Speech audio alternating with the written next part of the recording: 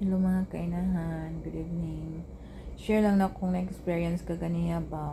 Pag-abot sa airplane, na late man among flight, delay man. So pag landing sa airplane, mga alas 12 na sa gabi karon nag-book man kog hotel, nag-book man kog hotel doon lang sa airport. Karon gawas na ko sa sa arrival gate, tapos ko ba nangita ko og kanang nagkontak ko og kanang Grab. Wala man jud wa man jud mo tubag, wala man jud mo kuan makunik, wa jud ko nakakunik, wa jud ko Grab. So pati naman jud akong kapuyan, ningkod na lang ko ba na may lingkuranan. So miningkod ko, paglingkod na ako, nagunahon na ako nga unsa kaya kung ako na lang lakawon akong hotel no, kay kabalo man ko nga doon, pero ako kabalo kung asa ko moagi, kung asa agiun ba ang sa nga dalan. Kaya paglingkod na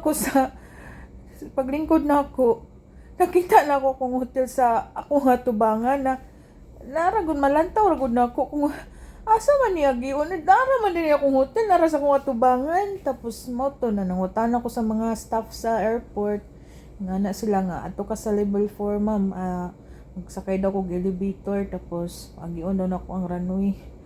Moto nakaani ko sa akong hotel, naglakaw lang ko, nagbaklay lang ko, pati po lagi layo-layo po lagi niya napatay bagahe, kapoy kayo, pero okay lang, at least na abot ta sa tuang kuan ba hotel nga wala po ta kagasto og pamasahe taxi.